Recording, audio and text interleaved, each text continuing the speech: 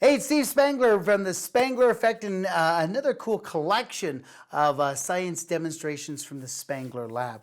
This is really something that kind of fits together, and so I debated to break them up or to give it to you all as one chunk, and I kind of like it and the evolution of it. So we'll start very, very simple and kind of show you the twist, as most of these have some sort of twist. Simple experiment, right? We're just using an Erlenmeyer flask.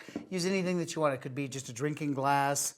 But we fill it up with water, and here comes the magic. The exciting part is that the playing card goes on top like this. You can see the confidence bowl is right here. Turn the whole thing upside down. If you've paid your dues in the local science club, the card should stay. Beautiful. Look at this.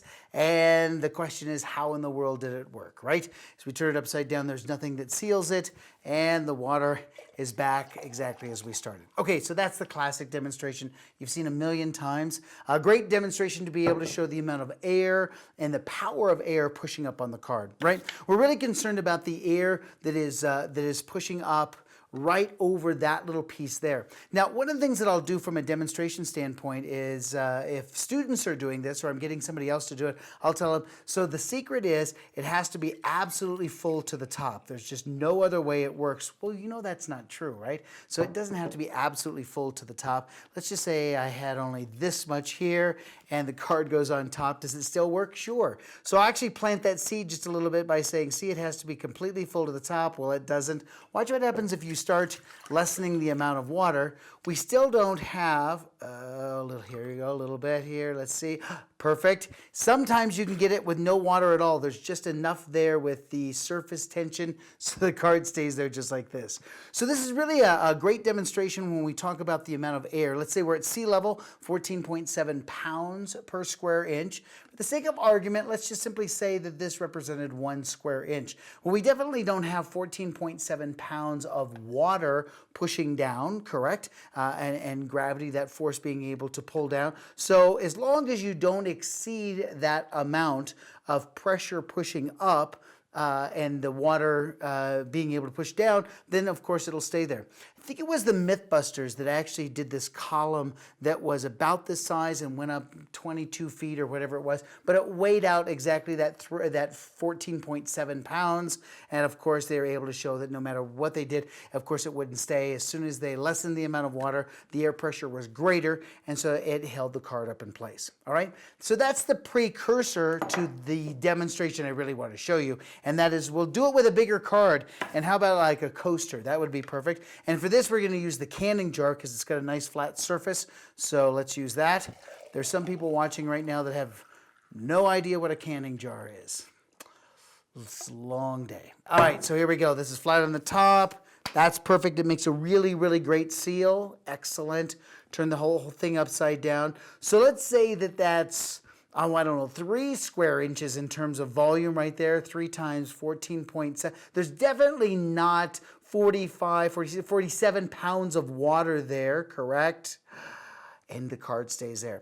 Now, the only thing you can't do is you can't remove the card, because if you do, then all the water would fall. So you've got to remember the instructions that this must stay right here or all the water will fall as you turn it upside down and, of course, retrieve all the water again. Isn't that nice? So that is that little kicker that's there. We call it the mysterious water suspension. Been around for years and years and years. Really goes back to a classic magic trick that was documented in the 1700s as just this great water suspension. Okay, here's the secret. Here it is right here. The secret is that this canning jar actually has a piece of screen that's right there. And that little piece of screen is a piece of plastic screen, and it fits right over the top there to make it a little bit easier to be able to see. That's our screen right there. So you simply can take a canning jar, stretch the screen over it, and I use this plastic stuff so it doesn't rust, and we just put it in the inside layer here like this. And now we have this great demonstration of adhesion and cohesion, right? So here, let me see, before I put it on in place, if I take a piece of screen like this and I dip it down in the water and pull it back out again, what you get to see is adhesion and cohesion, right? We have water molecules that adhere to the, because of hydrogen bonding, actually adhere to the little screen-like material, but you also have water molecules that hook onto other water molecules. Again, that hydrogen bonding to give you that surface tension, or that skin effect as it's called many times. And so they're filling the gap in those little holes that you see there. So those two pieces combined are fantastic. Of course, a little flick and all the water is gone. So here is the setup. That first one I think has to be done to set it up beautifully for the second one. I said, of course, at no point did I say, don't look at this, or, and try to make sure that this was anything gaffed or anything like that. I simply picked it up and said, we're using an empty canning jar. I could have tipped it to you, but you don't necessarily have to. Don't be afraid of that piece, right? Just hold it like it's an ordinary canning jar, no problem at all. Make the joke about nobody knows what a canning jar is nowadays. Notice how the water pours through with no problem at all, right? So you would never suspect that there's any barrier. Got it? And so now we're going to put the coaster. Now I found these coasters. They were great, but you could use a card. I've seen an index card. You can write "Do not remove" on a card if you want, and it's a great way to be able to do it as you explain the instructions. If I turn the whole thing upside down like this, we have the first experiment that we talked about, and that is more air pushing up than water. Oh, did you see this? And now all of a sudden it drops. Now sometimes it'll stay in place. So here, let me see if I can try it this way. So here it is with a brand new one. I think the other one got soaked. So there it is in place. I always say, whatever you do, don't pull this away, or there'll be a problem, of course, is when I say that, that's when you pull it away. You'll always lose a little bit. You want to practice not to just whip it off so that you break that surface tension, but that is fantastic. And I don't know a kid that doesn't want, or a person doesn't want to be over this, right? So you have to hold it over their head. They love that. For some reason, girls do not touch the screen. Boys do touch the screen. I don't know why. It's a different video. If I tip it like this, the water starts to flow, right? Until finally the water flows completely out. That's going to be important for us with this next part. If you can get air in, allow it to flow, that's kind of cool. Another version of this you can make simply uses a classic soda bottle. So we're just using this little bottle here, and I'm using this tooling material. So you can find this at a fabric store. Sometimes you can go to the grocery store, and onions or some produce will come in this little net-like material.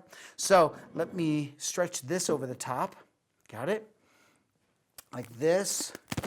Rubber band goes over. Good. Probably could have used a little bit smaller rubber band, but this seems to be okay. All right, and so there's your netting material. And now we're going to fill this jar up to the top. Got it.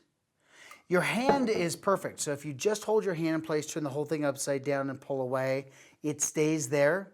Now here's what you can do with this that I think is amazing, is if you find toothpicks, you can now slowly just put the toothpick in between that tooling and let go. And the toothpick floats up, nice. So the toothpick is here, so it's like you're doing a little surgery. You're gonna get a little bit wet, but not bad. But amazing how you're going in between. That surface tension is broken just a little bit there, but a nice way to be able to pour it in. Of course, if we tip at all, that's where we start to lose the water. Well, that last part of losing the water, I think, is the best part of the demonstration. Well, let me show you a variation that you can do with the jar by modifying it slightly and have a lot of fun. What I want you to do is, I always say that you buy 6 jars, you're gonna break 3 of them, and you'll have 3 of them forever. You need to find somebody who can drill a hole in glass. So it takes a special drill. They drill it underwater, but you want a hole in the glass that's about the size of a pencil lead, maybe a little bit bigger. I've done that with this jar right here, and I will show you the hole that you can see down there. Now, you don't always get a chance to get a clean drill, hole all the way through, and so many times it will break. That's why I say you buy a couple more bottles than you would think, and find somebody to be able to drill the hole. If you cover this with a piece of tape, this jar is exactly the way that it was, and you can do the demonstration. But when you want to mess with somebody, you empty it and you use your fingernail to pull off the tape, and now you're ready to go. So now watch what happens when we fill this up. Let me hold on to it here and fill this up. Let me show you where the screen is. So this is a bottle that I found at like a container store, but take a look at this. you can actually see where the screen has been cut and you glue it around the top there. So that's what the screen looks like. Even hard to see this way unless you really, really are looking at it. So you could imagine from this way, take a look at this. If you're not close up, you simply show an empty bottle and it looks great because it's black and it looks great. All right, so now I got to keep my finger over the hole. I'm going to fill the bottle with the water. Good. To the top. Excellent. So now we're going to do the same thing that we did before. Of course, they don't know that the hole is there. You know what I should really do is do this with my thumb. All right, good. So the whole thing gets turned upside down. Take a look at this. And the water stays. Got it? Now, you can do it a couple different ways. If they don't know about the screen, then this becomes the obedient water trick, right? Because you can use the powers of your mind to cause the water to flow and then stop. Well, of course, I'm just taking my finger off the hole that's here. Air comes in, water comes out, which is kind of nice. I was at a science teachers convention years ago where somebody said, you can actually control the flow of the water with the screen here because the air pressure, you can control it by having everybody inhale or exhale at the same time. So he had everybody inhale at one time. Everybody inhales. He just took his thumb off like this. The water flows. Exhale, exhale. Everyone did. Tremendous applause. So much so that the demonstrator forgot to tell everybody there was a hole in the bottle. I think there's people today that think that you can control the air pressure. I simply like to just hold it over kids' head. There's always a little conflict in class, and you know who kicked the kid. So you simply go over to the kids and you hold it over their head and you say, if I hold this over your head and you tell a lie, the water will fall. Works every time. And you go, did you kick the kid? And the kid goes, no. And you know he did, and you just let some fly, and he goes, I know I did. And there you have it. But how great is this? It's the obedient water trick. It's isn't this beautiful? Look at this. So there's no churning of the water, so you get that nice, steady stream that comes out. It's kind of pretty. Great. A great way to be able to do a classic demonstration called the mysterious water suspension. Great topics of adhesion and cohesion, a little bit of air pressure, and a little bit of a mess that you get to clean up as well. As always, you will find all of these experiments and more in our laboratory at stevespanglerscience.com. Be sure to subscribe to our other YouTube channels. Join us on all the social media channels at Steve Spangler to carry on the conversation. Keep making science fun.